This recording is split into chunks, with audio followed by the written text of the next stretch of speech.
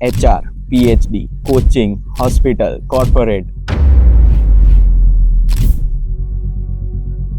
Like sustain करना difficult हो जाता है। सो क्या लगता है आपको, क्या मेन रीजन होता होगा? कहीं लीडरशिप रीजन होता होगा या मैनेजमेंट रीजन होता होगा?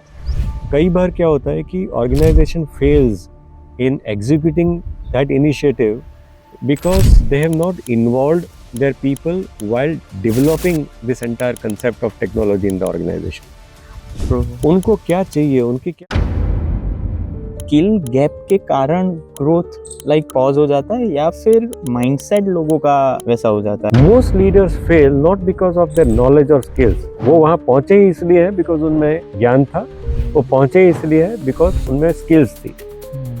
बट वहाँ पहुंचने के बाद अगर फेल्यूर वाला कोई रीजन आता है तो वो फेल्यूर वाला रीजन जो है वो उनके 500 प्लस लोगों को आपने कोच किया होगा approx? Yes, more than that. So आपके हिसाब से वो सक्सेस का रियल डेफिनेशन क्या है? कुछ लोग जो है वो सक्सेस उनको कुछ क्यों डिटोरिएट हो रहा है? लाइक पहले वो ऐसा क्या हो रहा था जो अभी नहीं हो रहा है? यहाँ पे मुझे काफी कैजुअल एटीट्यूड भी दिखता है। When you ask them clinical questions which they are supposed to respond well,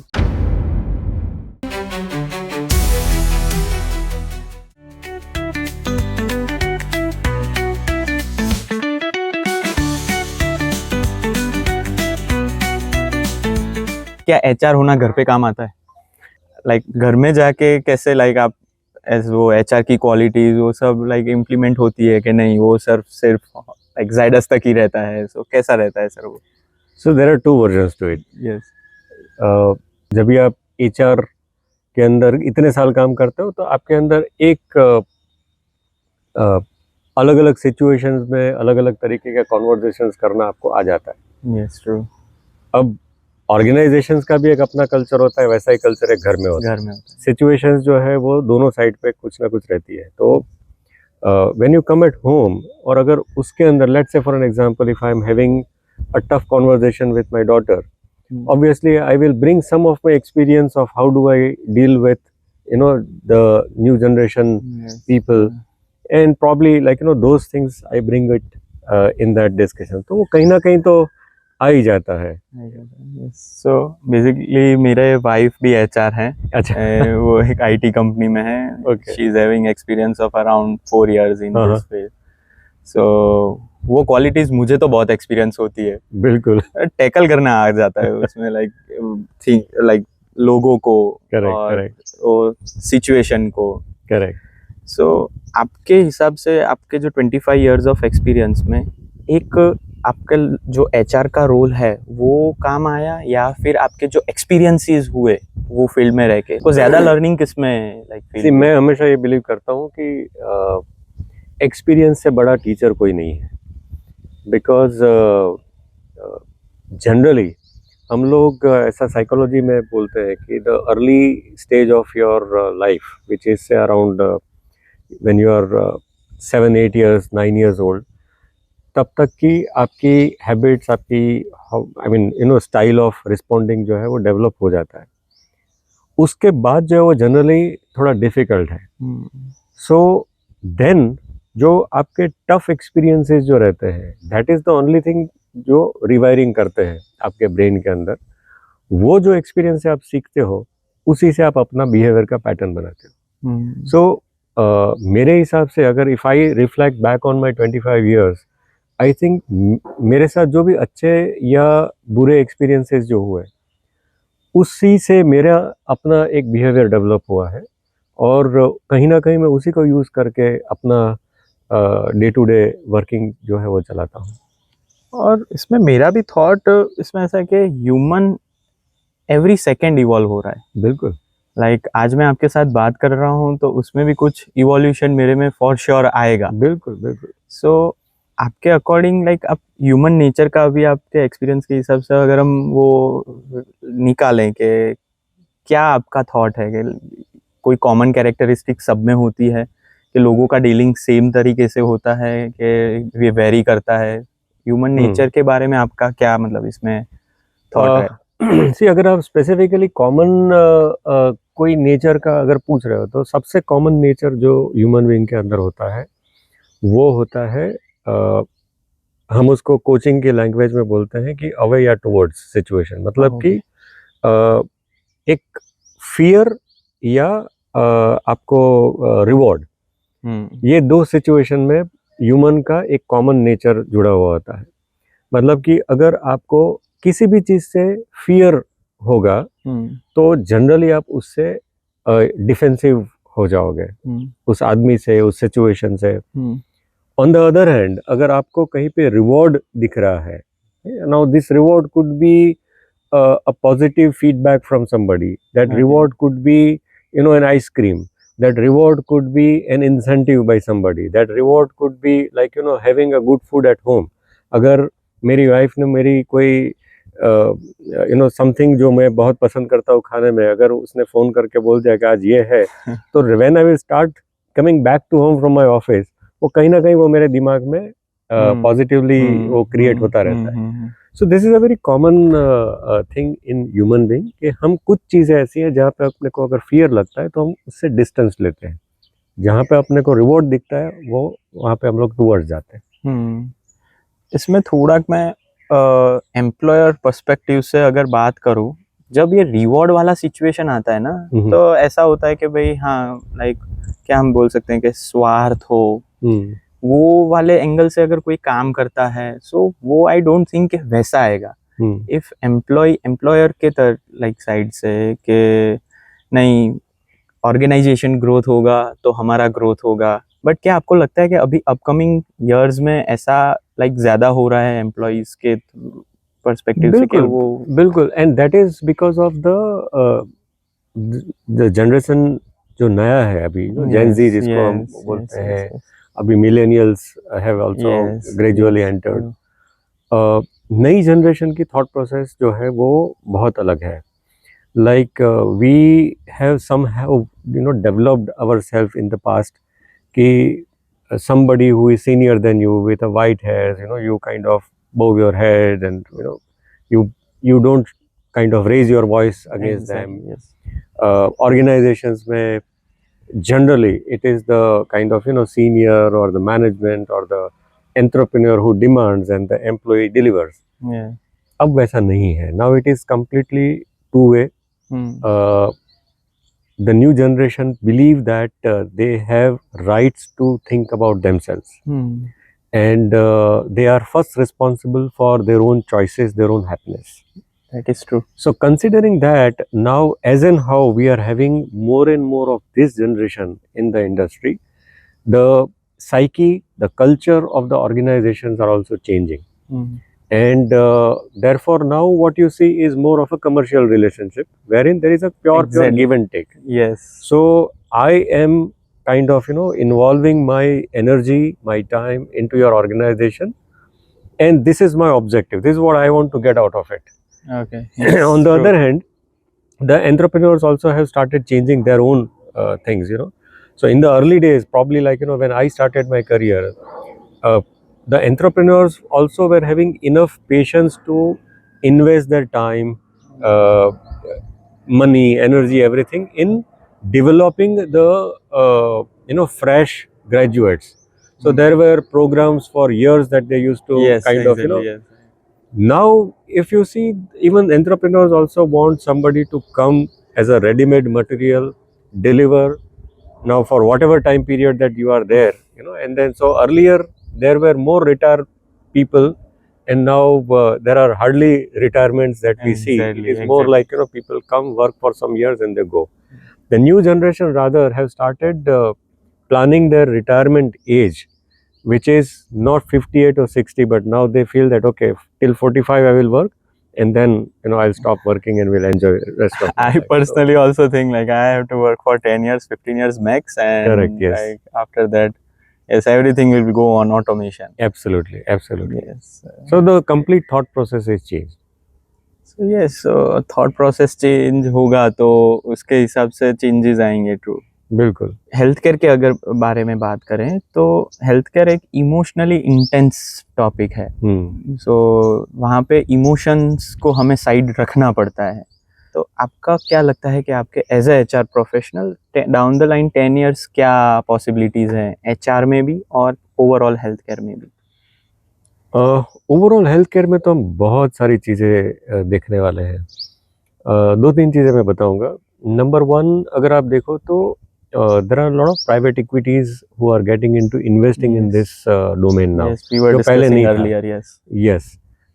Second thing is there are many big players who are also investing into this business. So अभी आपको बहुत सारे corporate hospitals दिखेंगे, बहुत सारी नई चीज़ उसके अंदर दिखेगी.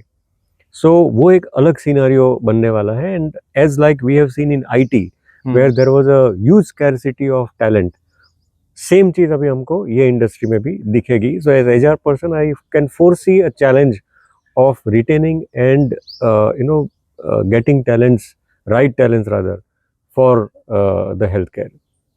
Second, the big disruption which is going to happen is because of the technology and AI's interventions coming into Exactly. it. So of course healthcare में आपको बहुत सारी चीज़ें, जैसे आपको रोबोटिक टेक्नोलॉजी, डायग्नोस्टिक्स की अगर आप बात कर लो, पैथोलॉजी के अंदर AI आ जाएगा, रेडियोलॉजी के अंदर AI आ जाएगा. देन अभी बहुत सारी जगह पे ऑलरेडी टेली कंसल्टेशंस वगैरह चालू हो गए वो हैं. तो कितने हो रहे So हैं that's teleconsultation. another Yes. disrupting thing which is happening. We Yes. were not used to with interacting with a doctor who is not in front of you. Exactly. But वो सारी चीज़ें आने वाली है. अभी आप देखो बहुत सारे मोबाइल एप्लीकेशंस ऐसे आ रहे हैं हु आर क्लेमिंग दैट आपका ब्लड प्रेशर, आपका stress level, everything they are going to map. So even like काफ़ी ICU के अंदर मॉनिटरिंग सिस्टम्स ऐसी आ रही है which is completely tech facilitated facilities होंगी, जिसमें पेशेंट के पूरे वाइटल्स जो है वो डॉक्टर्स को वहाँ बैठने की ज़रूरत नहीं है. They can be anywhere, even वो वैकेशन पे भी है तो भी अपनी ऐप के अंदर वो सारे वाइटल्स जो है वो कंटिन्यूसली मॉनिटर Okay. कर सकते हैं. सो उसके अलावा इनफैक्ट अभी जैसे अगर मैं HR पर्सपेक्टिव से हेल्थ केयर की बात करूँ तो जो ड्यूटी रोस्टर्स वगैरह है उसके लिए there are AI which are coming in, where like the AI will suggest you that who should be the next staff should be there in the next shift. Okay. AI will see that okay, whosoever has done Oh, certain please. hours of overtime, तो उसको नहीं suggest करते हैं. जिसने 2 दिन से कुछ नहीं किया है उसको आप पहले सजेस्ट करो. Oh, wow. Who is taking less leave, more working patterns of hours, ये सारी चीज़ों को वो स्टडी करके आपको सजेस्ट करेंगे कि आपकी अगली शिफ्ट में कौन होने चाहिए. राइट. HR की जैसे आप पूछ रहे हो तो HR के अंदर भी टेक्नोलॉजी का इतना चीज़ें आ रहा है, like there are CV parsing and shortlisting of Yes. biodata. So you just put the criterias and you have those CVs in front of you. True. अभी कई बार अगर if I'm scouting doctors, तो अभी even if you don't even invest, you go to ChatGPT and say okay, Ahmedabad के अंदर top cardiologist जो है वो कौन कौन से हैं, and they'll give you list of those. Then you go to maybe LinkedIn or something and you try to connect with those people. Yeah. So technology has entered into it. In fact, abhi recently we have also started looking at possibility of VR for training our Okay. paramedics. So अभी तक क्या हो रहा है कि paramedics जो है वो physical training के अंदर दे सीख ओके CPR कैसे देते हैं, आपका वेन कैसे पकड़ते हैं. Now with VRs coming in, you don't really need to put them into real life situations. वो उसको एक augmented reality या virtual reality के अंदर आप उनको रख के you can still train the same people with the same experience. So उसको एक simulated environment create करके आप उनको train कर सकते हो. So and then over a period of time वो आपको काफ़ी cost effective भी पड़ता है. So even HR के अंदर भी we see that एनालिटिक्स से लेके डिसीजन मेकिंग से लेके ट्रेनिंग से लेके there are so many decision making, so many ops that you can actually make it very easy for you. तो so many things with the technology in HR आप health care के अंदर काफ़ी सारे चेंजेस देखोगे. But the challenge at the very same time for HR that I see, as I said earlier, कि competitions definitely बढ़ने वाला है. And with that competition coming in, the major thing for HR is मैं कैसे attrition को रोक सकता हूँ, because like you know if you will be having churning of people, वो कहीं ना कहीं आपके पेशेंट केयर को कॉम्प्रोमाइज करेगा। ट्रू। तो वो ना हो उसके लिए we will have to proactively think कि what are the newer practices that we bring in strategically so that हमारे लोग जो है वो हमारा ऑर्गेनाइजेशन को छोड़ के जाए नहीं। दूसरा चीज़ ये है कि eight the very same time जब आपको एक्सपेंशन करना है, व्हेन यू नीड टैलेंट, तो कहाँ से लाएंगे? बिकॉज अभी क्या है कि बहुत सारे पिकअप करने वाले लोग हैं, बट देन आपके पास अवेलेबल इतने रिसोर्सेज जो है वो नहीं आ रहे। That's another challenge. All the more पहले ये होता था कि इवन अगर आप किसी fresh, let's say for example किसी फ्रेश नर्सिंग स्टाफ को मैं हायर करूंगा हु हैज स्टडीड से बीएससी नर्सिंग और GNM, quality was very different before couple of decades. एक ज़माने में नर्सिंग स्टाफ जो है वही हॉस्पिटल चलाते थे, डॉक्टर्स हॉस्पिटल नहीं चलाते थे। आज की तारीख में वो क्वालिटी इतनी डिटोरिएट हुई है कि the concern for HR is how do I even if recruit freshers, उनको मैं कैसे ट्रेन करूँ so that you know they don't commit any mistakes while giving the patient care.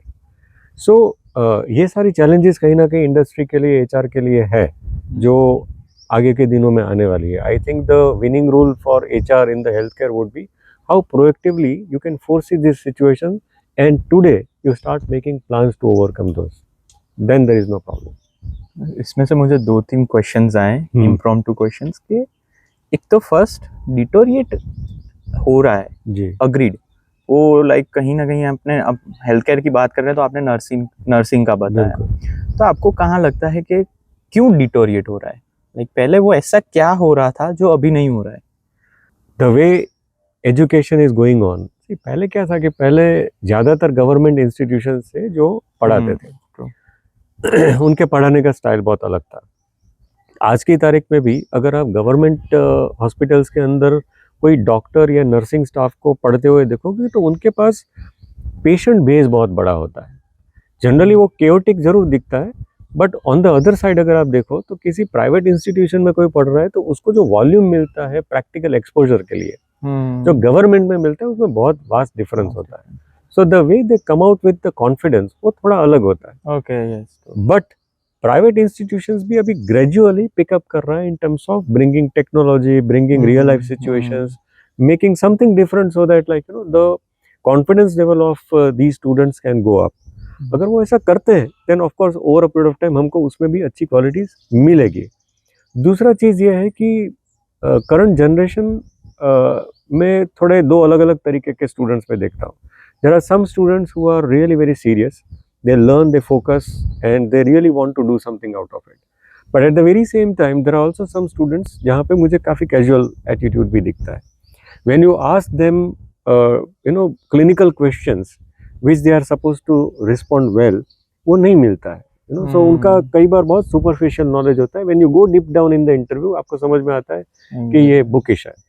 वहाँ गड़बड़ है, क्योंकि किसी को भी आप फ्लोर पे तब तक नहीं रख सकते जब तक कि उसको A to Z सारे रिपरकेशंस जो है वो मालूम नहीं है, because otherwise it's a risk that we are taking, वो नहीं कर सकते। वो पेशेंट के साथ फिर कॉम्प्रोमाइज हम कर रहे हैं। बिल्कुल बिल्कुल।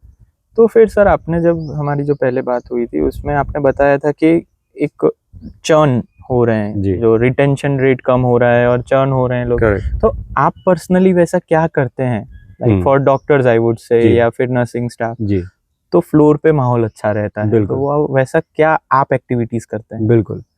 So in our hospital there are fewer things that we do, and luckily, I mean, you know, that has worked well so far for us. Great. One thing that we do is most of the things हम लोग कोशिश ये करते हैं कि सबको involve करके हम लोग करें। So हमारे यहाँ पे फुल टाइम डॉक्टर्स का कंसेप्ट है, एंड देयरफॉर हमारे लिए वो पॉसिबिलिटी भी है कि हम उनको इन्वॉल्व कर सकते हैं। Second thing which I very strongly believe कि अगर मैं हेल्थ केयर में हूँ, हेल्थ केयर में कोई भी पेशेंट का बिगिनिंग पॉइंट जो है वो डायग्नोस्टिक रहता है। डेफिनेटली। उसके बगैर आज के टाइम पे कोई भी डॉक्टर जनरली कोई प्रिस्क्राइब नहीं करेंगे if they see that there are some symptoms which are worrisome, so then they will put first the diagnostics and then they will go out. तो मैं ये बिलीव करता हूँ कि if I am in health care looking after HR, मेरा भी style diagnostic से होना चाहिए. So the first thing that we do generally is we have certain different ways of diagnosing the current uh, happiness index or current engagement index of my people, Okay, great. right? So that with that factorial study, I can understand that, okay, what are the factors where our people believe that we are doing good, so we will retain those practice. What are the factors, where our people are not happy? अब ये factor जो है वो training का भी हो सकता है, ये फैक्टर सैलरी का भी हो सकता है, Yes, ये फैक्टर ओवर टाइम या ज़्यादा वर्क बर्डन का भी हो सकता है, या एकदम सिंपल कैंटीन के फूड का भी हो सकता है. definitely. Now this factor can be anything. Anything. So we try and understand from our people that what are the factors which are not making them happy. So then we prioritize that, okay, अभी अगला साल जो हम लोग काम करेंगे, HR का जो फोकस एरिया रहेगा, एचआर का जो केआरए रहेगा, KRA. उस केआरए में हम लोग इसको अंदर डाल देंगे. Now that also could be the fact that there are some people who may not be very happy with their managers. So then we do something for the managers, for them to groom, for them to develop, so that they bring in a good people practice in the department. True. तो पहला चीज हम ये करते हैं. And then of course like we have our own reward and recognition program, because देखो health care में क्या होता है कि हेल्थ केयर में unlike other industry काफ़ी स्लॉग्ड इन टाइप का वर्क रहता है. You are continuously working with people who are ill. So आप कोई मतलब ऐसी जगह काम नहीं करते हो कि जहाँ पे you see so many colourful things and there are it's a something where you see all the time people with pains around you, right? तो उसको फिर आपको हमेशा खड़े रह के उनको देखना है, उनकी देखभाल करनी है, उनका ख्याल रखना है. And eight the very same time, most of the time rather I would say that कोई भी आदमी हॉस्पिटल चॉइस से नहीं आता है. I mean, तो there is a force, there is a situation because of what. मैं नौकरी कर रहा हूँ, मैं अपने काम में बिजी हूँ, सडनली पता चलता है my parents have got something, मैं नौकरी छोड़ के वहाँ जा रहा हूँ. सो मेरे दिमाग में बहुत सारी चीज़ें जो है वो चल रही है, एंग्जाइटीज़ है. वो टाइम पे मैं हॉस्पिटल में एंटर हो रहा हूँ, तो मेरा खुद का साइकोलॉजी जो है वो, मेरा खुद का बिहेवियर जो है वो कंट्रोल में नहीं होता. मेरे स्टाफ को उनको संभालना है, right? So you really need to be very highly motivated, so much happy about catering these services to the relatives of the patient and to the patient, right? And you yourself also are supposed to be absolutely satisfied by doing this. तो ये करने के लिए then of course we have to make sure that our people are learned enough, our people are matured enough. उसका continuously उनको हम training they, that how you can show the empathy towards what is happening to your patient.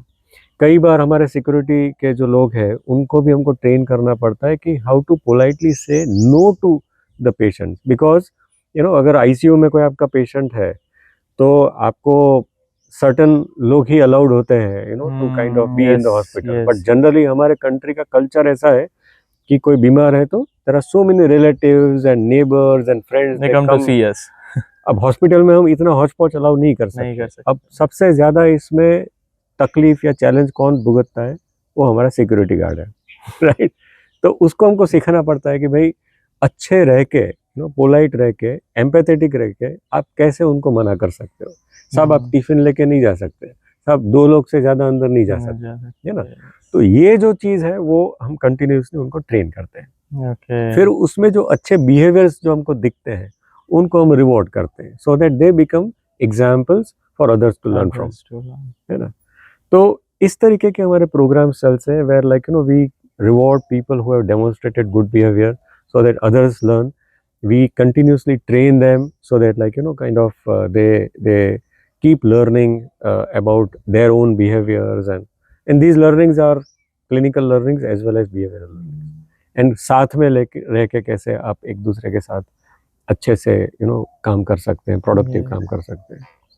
I guess इसमें मुझे एक दूसरा भी question था जो आ गया है आई गेस कि हेल्थ केयर में लाइक बेसिकली मुझे हेल्थ केयर का इतना नॉलेज नहीं है, बट जितना लाइक हम आईटी में या मार्केटिंग ब्रांडिंग में हमें एचआर का रोल डिफाइंड है कि क्या रहता है। हेल्थ केयर में आई वाज नॉट अवेयर कि एग्जैक्ट रोल क्या रहता है एचआर का। सो Sure. कहीं ना कहीं आपने वही बताया या फिर और कुछ भी एड ऑन होता है हेल्थ केयर में एचआर का रोल? सी हेल्थ केयर में थोड़ा सा डिफरेंस जो है वो मैं ये बताऊंगा कि there is something called as unique role.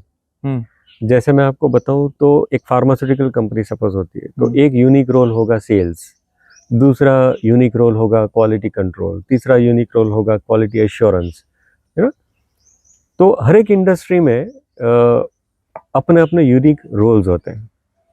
मेरे इतने साल के एक्सपीरियंस में हॉस्पिटल एक इंडस्ट्री ऐसी मैंने देखी है जिसमें एचआर के लिए थोड़ा कॉम्प्लेक्स इसलिए बन जाता है बिकॉज यूनिक रोल सबसे ज़्यादा ये इंडस्ट्री में है। जैसे अगर मैं आपको एक छोटा सा एग्जांपल दूं, टेक्नीशियन जो होता है वो टेक्नीशियन कम से कम 10 से 12 टाइप के टेक्नीशियंस है, तो there are 10 to 12 different roles that I have for technicians. जैसे मेरा लैब टेक्नीशियंस अलग होता है, मेरा डायलिसिस टेक्नीशियन अलग होता है, मेरा ओटी टेक्नीशियन अलग होता है, तो और हर एक का काम अलग अलग है, हर एक के क्वालिफिकेशंस अलग होते हैं, एक्सपीरियंसेस अलग होते हैं।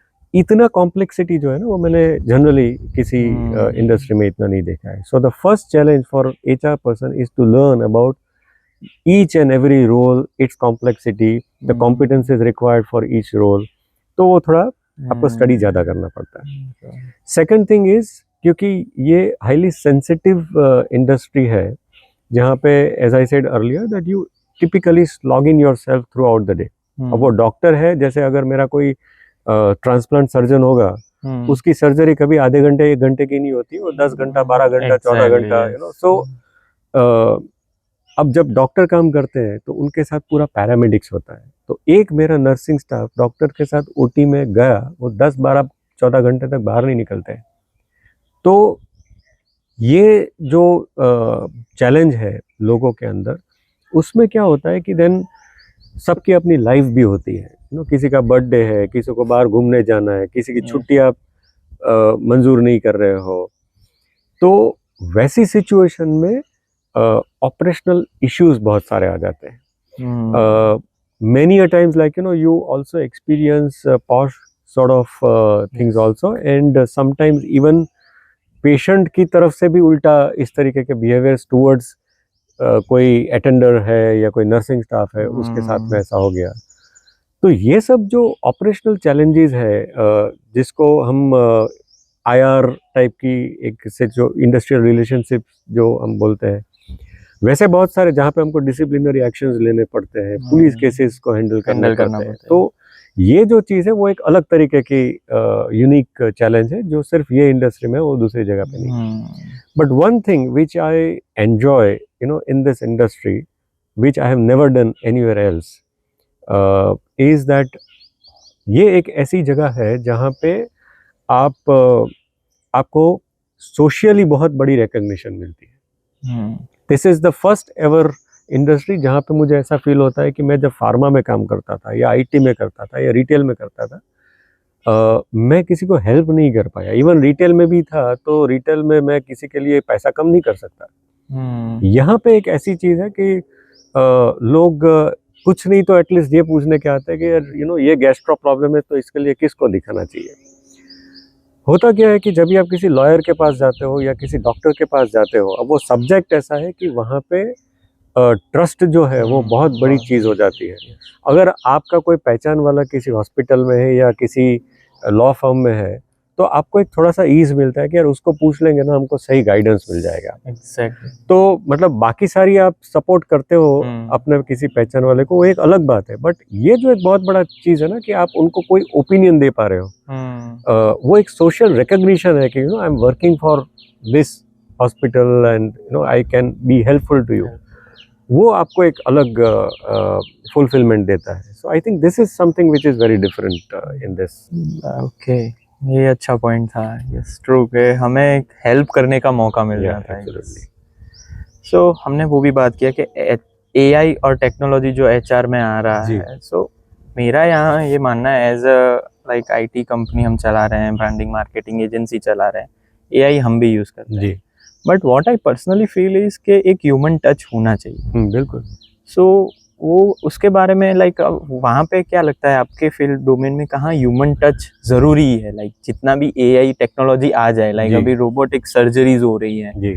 सो क्या आपको लगता है कि ह्यूमन टच लाइक कौन से एरिया में आपको लगता है कि ह्यूमन टच ज़रूरी है बेसिकली? सी हॉस्पिटल इंडस्ट्री में तो कैसा है कि विदाउट एम्पैथेटिकल ह्यूमन टच आप उसको चला ही नहीं सकते, बिकॉज ये उसका सबसे कोर कॉम्पिटेंसी है। हॉस्पिटल सारे हॉस्पिटल्स में डॉक्टर्स होते हैं, पैरामेडिक्स होते हैं, बट जनरली लोग उस हॉस्पिटल के पास ज़्यादा जाएंगे जहाँ पे उनको ह्यूमन टच ज़्यादा दिखेगा। इसलिए हम हमेशा बोलते हैं कि डॉक्टर्स जो है वो सब अच्छे ही है, बट पेशेंट को जो हमेशा याद रहता है वो ये याद रहता है कि नर्सिंग स्टाफ ने कैसे ध्यान रखा, आपको खाना किस तरीके का मिला, आपको जब भी डिस्चार्ज का टाइम था तो वो डिस्चार्ज से टाइम पे आपको कितना डिले करवाया, जो बिलिंग वाले थे उसने आपको कहीं पे रोका कि भाई पैसा दो उसके बाद ये नेक्स्ट चीज होगी, या दे सेड कि ओके नहीं डोंट वरी आप अपना ध्यान रखो, ये जस्ट आपको हम बता के रखते हैं कि ये अपनी प्रोसेस है। तो ये सारे एलिमेंट्स जो है कि आप कितनी उनकी एंजाइटी उनका पेन कम कर सकते हो, तो ह्यूमन टच जो है वो इस इंडस्ट्री में तो गिवन थिंग है, उसके बगैर वो चलता ही नहीं है। और मैं आपको एक आध दो एग्जांपल देता हूँ कि कई लोग ऐसे हैं जिनको कि पता होता है कि ओके मेरा रिलेटिव जो है वो शायद बचेगा नहीं, क्योंकि हॉस्पिटल है, अलग अलग सिनारियोज है, ये सब चीज़ें होती है। नाउ कई बार हमारे पास ऐसे जो लर्नेड लोग रहते हैं वो काउंसल करते हैं रिलेटिव्स को कि भाई आपका पेशेंट यंग है, उनके पास एक बहुत हेल्दी लिवर है, उनके पास बहुत हेल्दी हार्ट है, बहुत हेल्दी किडनी है, और आप अगर चाहे तो उसको डोनेट कर सकते हैं।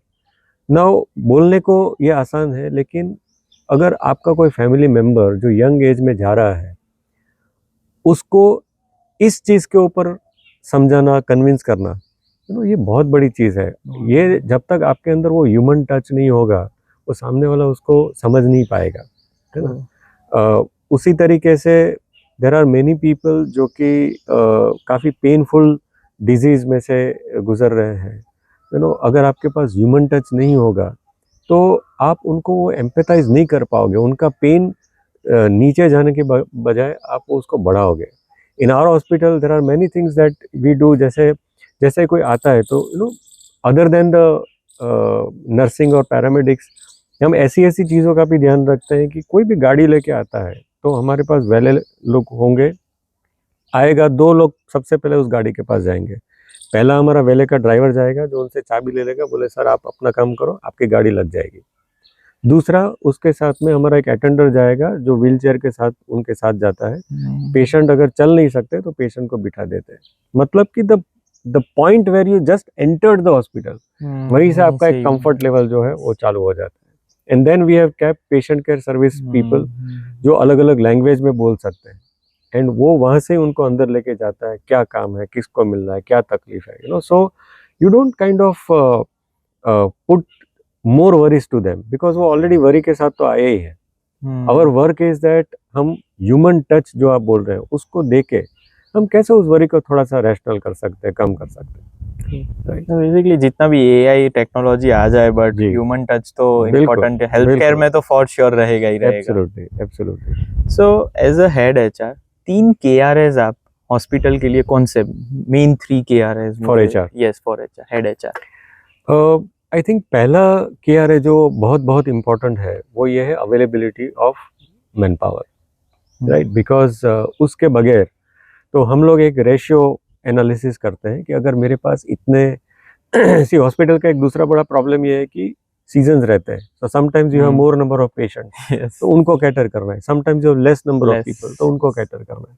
तो मेरे पास स्टैंडर्ड मैन पावर प्लानिंग जो हर एक इंडस्ट्री में होता है वो ऐसा मैं नहीं कर सकता। सो हम थोड़ा अलग तरीके से करते हैं, हम रेशियो एनालिसिस करते हैं कि इतने पेशेंट के सामने इतने लोग होने चाहिए। ओके, सो वो रेशियो मेंटेन करना is the biggest KRA of any of the head HR, because लोग हैं तो सर्विस दे पाओगे, अदरवाइज फिर वो सर्विस कॉम्प्रोमाइज होगा। तो first thing is that. The second thing is the engagement levels of your people, because if they are happy, they will be able to give a better services.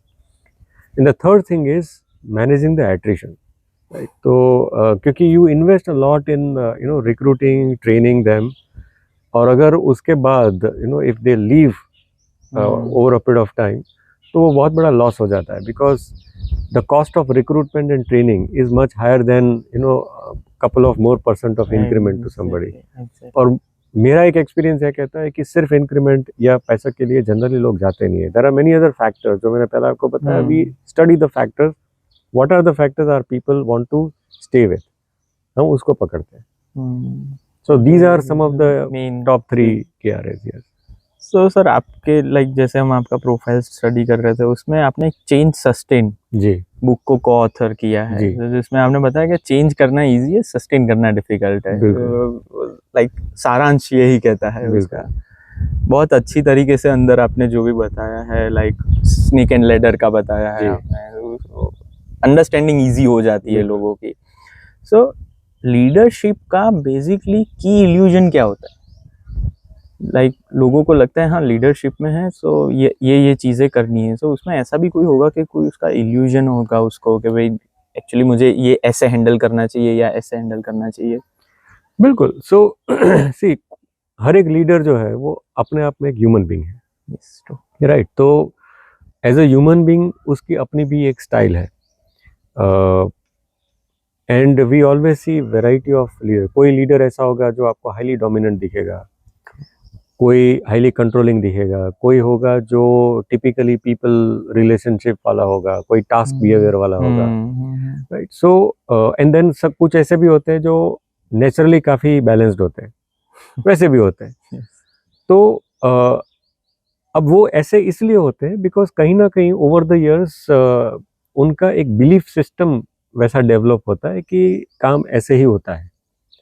And that is the reason they develop that kind of a style in them. उनका जो past regression या past experience जो है उसी से उनका एक persona बनता है जिसकी स्टाइल से वो ऑपरेट करते हैं.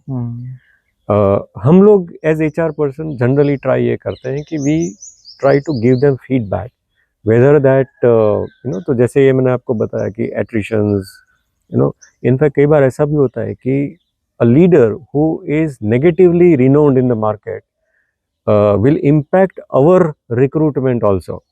लोग आना नहीं चाहते फिर वैसे लोगों के साथ में काम करने के लिए. So we try to kind of counsel these people in terms of how to rationalize their behavior so that people like to work with them.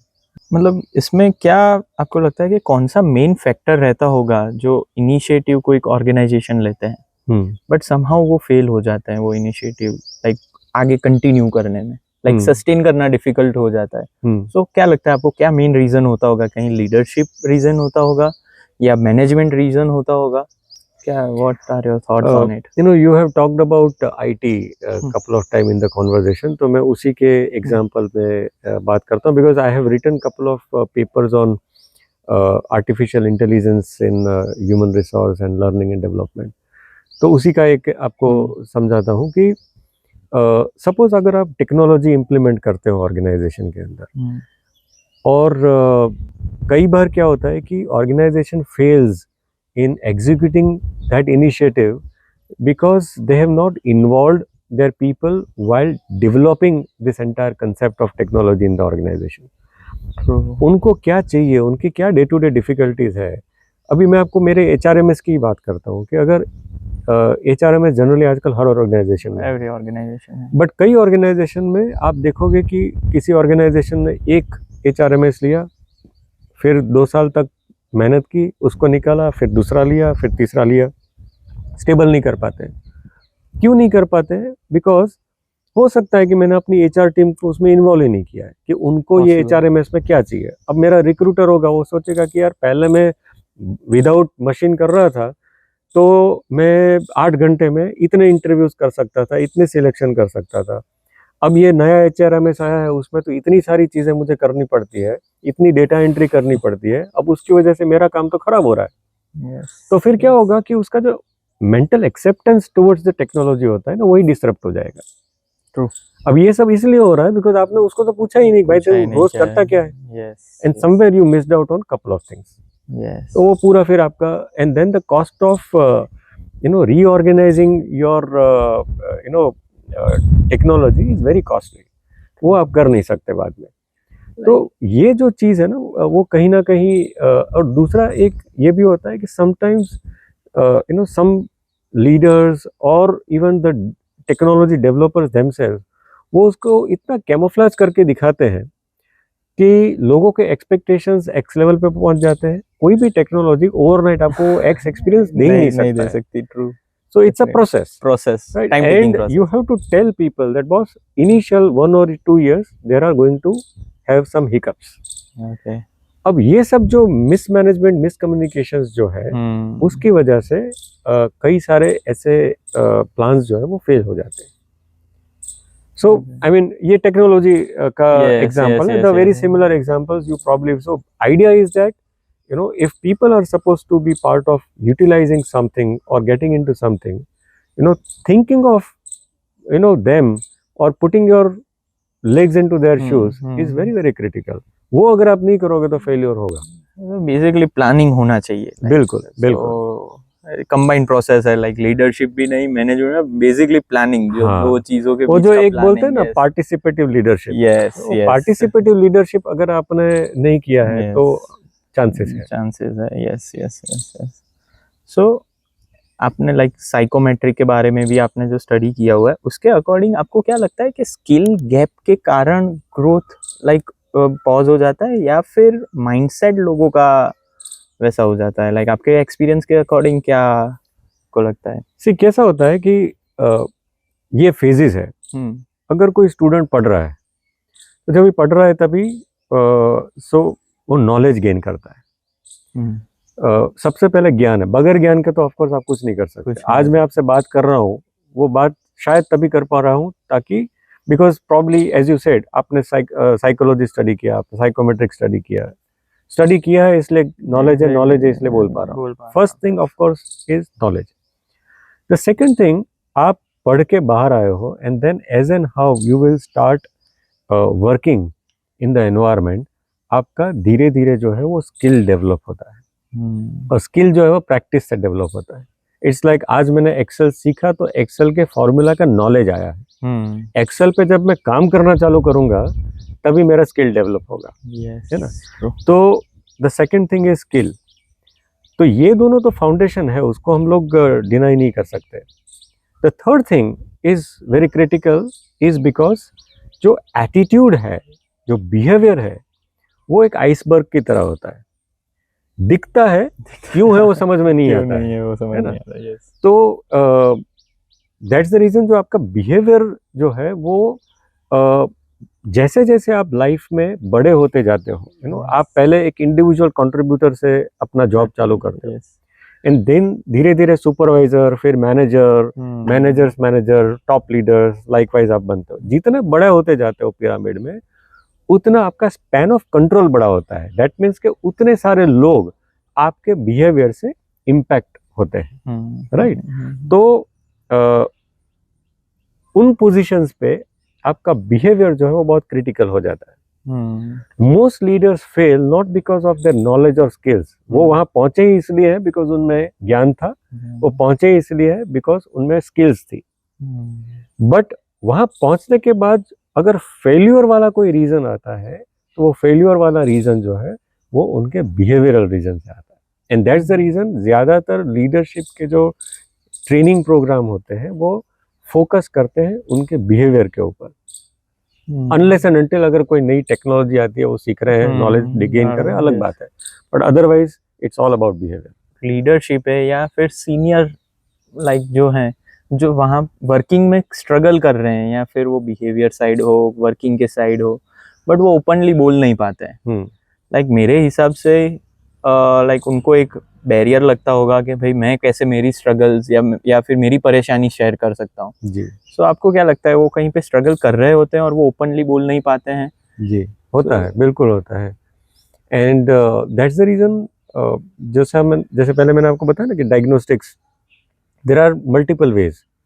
तो जैसे एक कई बार हम लोग फोकस ग्रुप मीटिंग्स करते हैं, या आईटी कंपनीज में ऑल हैंड्स बोलते हैं, या ओपन हाउस बोलते यस, हैं ना। Open house meeting. तो वो एक फोरम होता है। अब जो वोकल लोग होते हैं वो ये ओपन हाउस में आराम से खुल के बात करते हैं। ट्रू। बट कुछ लोग ऐसे होते हैं जो रिलेटिवली थोड़े मतलब इंट्रोवर्ट होते हैं, so they can't speak in front of people. तो उनके लिए हम एनोनिमस सर्वेज रखते हैं, ओके। राइट। जैसे I mean there are multinational companies who are working, great place to work is an organisation yes. जो ये काम करती है। गैलप इज अनदर ऑर्गेनाइजेशन जिनका एक क्यूटेल के ऊपर उनके एक अपना टूल है which captures the feelings of people in the organization based on certain factors, 12 different factors. तो उनके लिए ये सारे styles बने हैं. So I completely agree that yes, there are some set of people who will be vocal, will tell you on face. There are some people who would need this kind of arrangements to speak out. Organization generally इसलिए दोनों तरीके की चीज़ें use करते हैं. Exit interview मेरे हिसाब से कोई इतना खास हेल्पफुल नहीं होता है, इसीलिए आजकल कई ऑर्गेनाइजेशन ने पोस्ट एग्जिट का काम चालू किया. मतलब समबडी हु हैज लेफ्ट 1 साल के बाद अब उनको पूछो कि आप 1 साल पहले यहाँ पे थे तो आप कुछ बताना चाहोगे, you know. So probably sometimes, अब क्योंकि मेरा एफएनएफ भी हो चुका है, अब कोई टेंशन नहीं है, अब मैं बात कर सकता हूँ. तो ऐसे भी लोग ट्राई करते हैं. तो हम जो बुक के बारे में आपकी बात कर रहे थे जिसको आपने को ऑथर किया है, तो उसमें लोग कौन सा पॉइंट्स, लाइक मैंने जो ऑब्जर्व किया, जो मैंने उसका ब्रीफ लिया, उसमें ऐसा था कि भाई चेंज करना इजी है जी, पर उसको सस्टेन करना डिफिकल्ट है. तो अकॉर्डिंग टू यू जो आपने बुक में मेंशन किया हुआ है और लोग मिस कर रहे हैं जी, कोई ऐसा थॉट जो कोई ने अभी आपको फीडबैक के में नहीं मिला हो, तो वो कौन सा पॉइंट होगा बुक का? अलग तरीके से समझाने की कोशिश करता हूँ कि what that book tries to say is, unless and until if the self is not working towards the shift or the change that is required in the person, वो सस्टेनेबल नहीं होगा. जैसे अगर खुद भी किसी ट्रेनिंग प्रोग्राम में अगर आप गए हो, क्या होता है कि जब भी वो ट्रेनिंग प्रोग्राम शाम को ख़त्म होता है ना, आदमी का टेम्पो एकदम हाई रहता है, राइट. कि मतलब दुनिया बदल दूंगा. यस. दूसरे दिन जब आप वापस अपने ऑफिस में जाते हो, सेम एनवायरनमेंट है, आपका अंदर कुछ जुनून अलग था, बट उधर तो सिचुएशन सेम है, वही बॉस है, वही कुलीग्स है, वही डिमांड्स है. तो क्या होता है कि फिर धीरे धीरे करके एक दिन, एक हफ्ता, एक महीना वो नीचे आ जाता है. ट्रू. सो वो सस्टेनेबल नहीं रहता है. आपने सोचा बहुत था करने के लिए, but if you are lucky आप कर सकते हो, if you are not lucky आप नहीं कर पाओगे. तो इसीलिए सेल्फ कोचिंग और coaching is one of the way that we have tried to say over here. कि coaching is something which is more about self reflection, and when you will develop yourself with self reflection, it is more likely that the sustainability, and it's a well researched thing, ऐसा कोई मतलब ये नहीं है, it's a well researched thing that खुद से अगर समझ के इम्पोर्टेंस किसी चेंज का समझ के अगर आप उसको सीखना चालू करोगे तो वो उसकी सस्टेनेबिलिटी जो है वो लंबी रहेगी. बट अगर आप किसी चीज़ को ऐसे ही सीख रहे हो विदाउट एनी कन्विक्शन, तो उसकी सस्टेनेबिलिटी जो है वो कम रहेगी. And then there are certain ways that we have talked about, you know, कि वो उसके साथ थोड़े टाइम आपको जीना पड़ेगा.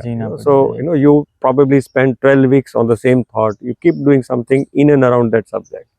So then over a period of time you see that it is converted into habits.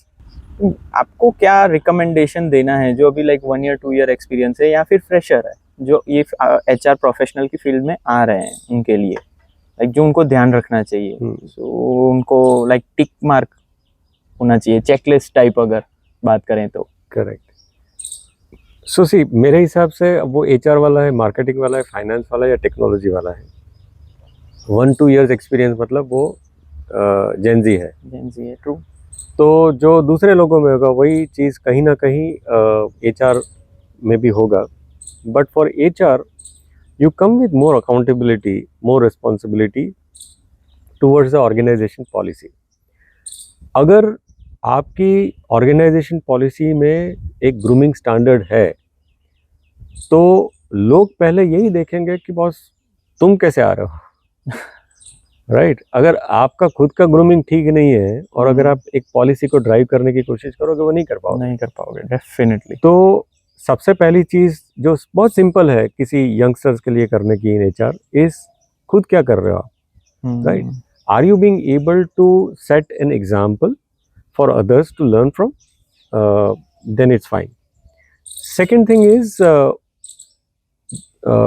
जो आजकल बहुत कम देखने को मिलती है यंगस्टर्स में वो है रीडिंग हैबिट मेरे हिसाब से अगर one of the department of HR is training तो एचआर का खुद का लर्निंग एजिलिटी जो है वो तो बहुत हाई होना चाहिए है ना तो आपको पढ़ना पड़ेगा आपको नई चीज़ सीखनी पड़ेगी और सिर्फ अपने प्रोफेशन के बारे में नहीं अगर आप जो भी इंडस्ट्री में हो अगर आप फार्मा में हो तो आप फार्मा को विजिलेंस में क्या चल रहा है रेगुलेटरी अथॉरिटी में क्या नई चीज़ आ रही है उसको देखो आप अगर आईटी में हो तो टेक्नोलॉजी साइड में आपका कौन सा नया जो चीज़ है वो आ रही है उसको आपको देखना पड़ेगा so that you can create platform for your people to learn तो HR will have to have a very high learning agility at this age और यंग एज है तो सीख भी सकते हैं बहुत सारी चीज़ें ट्रू आपकी अगर लर्निंग एजिलिटी को डेमोन्स्ट्रेट करें आई वोंट के लोग आपका एक्सपीरियंस जाने और उससे कुछ सीखे सो लाइक आपने पीएचडी सर्टिफिकेशंस जो भी आपने किया है सो आप कॉन्स्टेंटली लर्न कैसे रहते हैं लाइक आपने लाइक ऐसा भी होता होगा फेज कि भाई हाँ अभी तो सीख लिया तो वो फेज आता है कि हाँ हो गया अभी कि नहीं कॉन्स्टेंटली आप लर्न करते रहते हैं देखते रहते हैं तो बेसिकली कैसा होता है ना कि वो कीड़ा होता है एक बार ही घुस गया अंदर है ना तो अब जैसे बिफोर आवर डिस्कशन आपसे मैं पूछ रहा था कि ये कैमराज आपके कैसे काम करते हैं how they are connected with each other आप कौन सा सॉफ्टवेयर आप यूज करते हो तो अगर आपके अंदर वो एक क्यूरियोसिटी है मुझे ऐसा लगता है कि मेरे अंदर वो क्यूरियोसिटी हमेशा रही है maybe because when I had started my career I had a very tough competition around me to kind of survive myself in the market तो कहीं ना कहीं वो एक हैबिट में कन्वर्ट हो गई I can say that because of that मेरा काफ़ी सारा बेनिफिट हुआ है because when people find you as head HR a contented person you tend to see that not only your own team members but there are multiple other peer level people also come and discuss with you about their problems their challenges तो आपको एक positioning मिलती है true अब ये तभी मिलती है जब भी आप खुद एक अच्छे लर्नर हो आपके अंदर वो कीड़ा है to kind of learn about newer things coming in तो आप किसी के साथ 10 मिनट गुजारोगे ना सामने वालों को लगना चाहिए कि यार I had invested 10 minutes with this person मैं कुछ लेके जा रहा हूं अगर आप इंट्रोवर्ट हैं तो क्या आप एचआर में आ सकते हैं तो व्हाट आर योर थॉट्स के इंट्रोवर्ट हैं तो नहीं आना चाहिए एचआर में मैं खुद इंट्रोवर्ट हूं by the way I am not believing it मुझे बिलीव नहीं हो रहा मेरी साइकोमेट्रिक के अगर आउटपुट देखेंगे तो मैं खुद इंट्रोवर्ट हूं but then so there are extrovert there are introvert and introvert people gradually shift towards preferential introvert which means that I have my own preferences where do I want to open myself and where I want to kind of preserve my energy so I am a kind of a person जो generally कभी जरूरत नहीं पड़ती है तो अगर 15 लोग बैठे हैं तो मैं चुपचाप बैठा रहूंगा okay unless and until if I have a role to jump into that discussion to contribute so I will do it otherwise I will not do it so I rather would say that introvert person जो है they could be a better HR person than an extrovert person because extrovert अगर highly extrovert कोई है say for an example उनका एक possible problem ये हो सकता है कि they tend to speak something at times that they are not supposed to. Yes. HR के लिए बोलने से ज़्यादा इम्पोर्टेंट ये है कि आपको क्या नहीं बोलना है सोचना बेसिकली एग्जैक्टली तो आप सोच के बोलोगे तो ये इंट्रोवर्ट आदमी ही कर सकता है कि आप सोचोगे फिर बोलोगे so my personal philosophy is a successful HR head would genuinely be an introvert and not an extrovert. Nice point. Agreed. Like अभी मैं रिलेट कर पा रहा हूँ कि yes, ये बात genuinely सही है. So अगर किसी को CHRO बनना है तो वो road map like we will divide into 4 steps कि अगर वो क्या 4 स्टेप्स फॉलो करे, कि 3 स्टेप या 4 स्टेप अकॉर्डिंग टू यू जी कि वो फॉलो करे और वो CHRO तक पहुंच सकता है? Luckily see I have got some reporting managers जिन्होंने मेरे साथ टफ भी थे, but at the very same time they created a path for me. तो उसमें से पहला चीज़ जो मुझे समझ में आ रहा है कि because you know I have in my life I have handled we call it COE, centre of excellence. So मैंने पैन इंडिया या इवन ग्लोबली रिक्रूटमेंट भी देखा है, मैंने पैन इंडिया सेल्स HR भी देखा है, मैंने IR सिचुएशंस भी उतनी ही देखी है, यूनियंस के साथ भी काम किया है. I have been head of L&D and OD globally also. तो क्योंकि I have stepped into variety of roles and I have actually gone deep dive you know into these roles. तो आज एटलीस्ट उतना एक कंफर्ट है कि कोई भी अगर सब्जेक्ट है तो I can think wisely about that subject, या वो ट्रेनिंग होगा या कोई एम्प्लॉय एंगेजमेंट होगा. या तो HR हेड बनने का पहला स्टेप जो मैं बोलूँगा वो शायद वही हो. You are supposed to get exposure of everything because at the end HR head को डिसीजन लेना पड़ता है हर एक चीज़ को लेके. आपको एक ट्रेनर का सिलेक्शन करना पड़ता है, आपको एंगेजमेंट के स्ट्रेटजीज बनानी पड़ती है, आपको कोर्ट के अंदर जाके लड़ना भी पड़ता है. तो अगर वो एक्सपोजर होगा, वो नॉलेज होगा, तब आप कर पाओगे. तो पहली चीज़, try to get exposure into every different sorts of the role. The second thing is you know, have interest in business rather function. मतलब अगर मैं एक ट्रेनिंग डिपार्टमेंट में हूँ और मैं उसी में मज़े ले रहा हूँ विदाउट रियलाइजिंग द फैक्ट कि okay am I studying enough the business और what is happening around the globe. कहीं किसी जगह पे वॉर सिचुएशन चल रही है जिसकी इम्पैक्ट डायरेक्टली और इनडायरेक्टली मेरे बिजनेस में होगी. अगर ये आपका थिंकिंग नहीं है यू नो, तो आपके लिए हेड HR बनना मुश्किल है. बिकॉज आज अगर मैं हेल्थ केयर में हेड HR कर रहा हूँ तो मुझे मालूम होने चाहिए कि बहुत कौन से नए ऑपरेटर्स आ रहे हैं, कौन से PEs आ रहे हैं, यू नो, क्या फ्यूचर चैलेंजेस हो सकती है. You know, there are many things जहाँ पे हमने देखा कि जैसे एक क्लॉक है, क्लॉक की इंडस्ट्री को मालूम नहीं था कि कल को मोबाइल आएगा और अलार्म क्लॉक जो है उसका ज़रूरत नहीं पड़ेगा. So if somebody would be knowing will think about को कि मैं मेरे लोगों को R&D में अगर अच्छा से ट्रेन करूँगा तो वो कुछ नया इनोवेटिव चीज़ ज़रूर ला सकते हैं, राइट. तो being a business person equally then HR is also very very critical to become a head of HR. Like we were like going through your profile और एक बहुत अच्छी चीज़ मिला कि you are an artist also. So professional, HR professional, coach, psychometric expert, tabla player, world record holder, the combination जो है बहुत unique है. So how you make this all possible? See, every professional would need me space, है ना? Yes. So for me, my me space is one is of course my family. So going out, chilling outside with family, friends. Another me space is you know, being with music. So मेरे शायद along with my passion in my own subject which is human resource, अगर कुछ और है, that is music. So I have a setup at home where I can play tabla, I can get into singing, I have some like-minded friends. तो वो me time वाला जो zone है, that is where I kind of clubbing this thing. But ये जो coaching session में आप कौन सा ऐसा क्वेश्चन पूछते हैं जो लोगों को ब्रेक थ्रू करता है, लाइक अनकंफर्टेबल कर दे, या मतलब ऐसा कौन सा कोई ऐसा क्वेश्चन है जो आप पूछते हैं कि लोग ओपन हो जाए आपके साथ, थोड़े अनकंफर्टेबल हो but you can easily access them? We generally have a very open-ended questions when we have conversation with any coachee. And हर बार ज़रूरी नहीं है कि हम किसी को कहीं पे ब्रेक करें या यू नो किसी को कहीं पे डिस्टर्ब या डिस्टर्ब करें in the flow of communication. But sometimes yes, I mean हम ऐसे किसी के साथ डिस्कस करते हैं, like you know the person talks about इसको चेंज करना है, वो ठीक नहीं है, ये ठीक नहीं है. सो देन हम कहीं ना कहीं उसको लाते हैं कि okay, I mean you know probably you don't have control on what others do.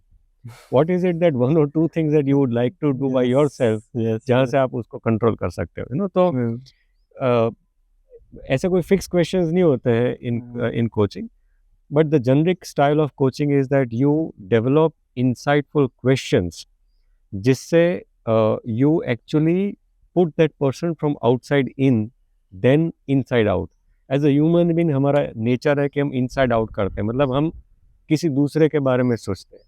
Coaching में हमारा हमेशा फोकस ये रहता है कि उसको बाहर से अंदर डालो, एंड से कि तेरे अंदर कौन सी अच्छाई है, कौन सी बुराई है जिसके ऊपर तू काम करना चाहता है, because that is the only thing that you have control of.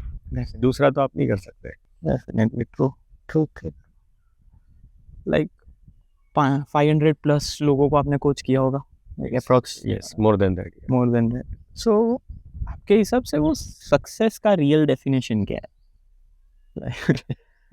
According to you? क्योंकि एट द एंड सबको आज success, like they want to reach there. So आपके अकॉर्डिंग वो डेफिनेशन क्या है? सक्सेस दो तरीके की लोग देखते हैं, सबकी अपनी अपनी डेफिनेशन है. कुछ लोग जो है वो सक्सेस, उनको कुछ करना है, क्लैरिटी है और वो कर दिखाते हैं, उनके लिए वो सक्सेस है. मेरे कुछ NLP टाइप के कॉन्वर्जेशंस रहते हैं जहाँ पे उनको सपोज फोबिया है, we are working upon that phobia.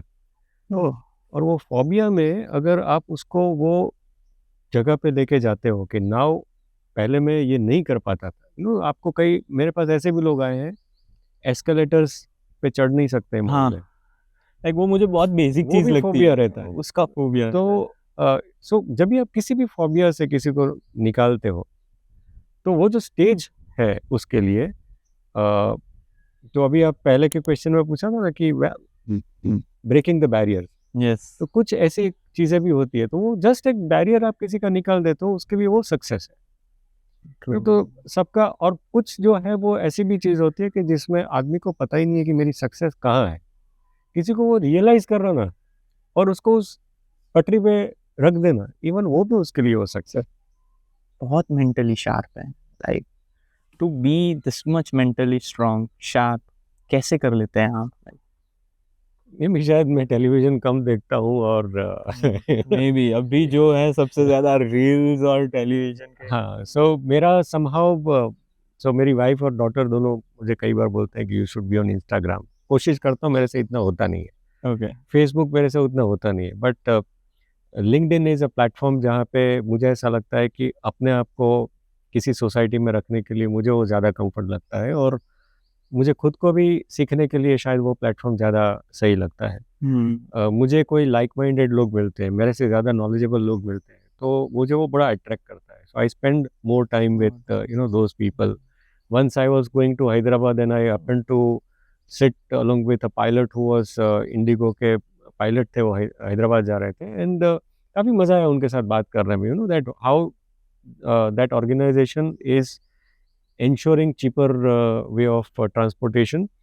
So क्या क्या करते हैं एज अ पायलट, उनका कैबिन जो है वो बाकियों के कैबिन से कैसे अलग है. So you learn. So basically like ये जो पहले जो मैंने आपको बताया, learning agility, like that curiosity to know more जो है ना, वही आपको शार्पन कर सकते हैं.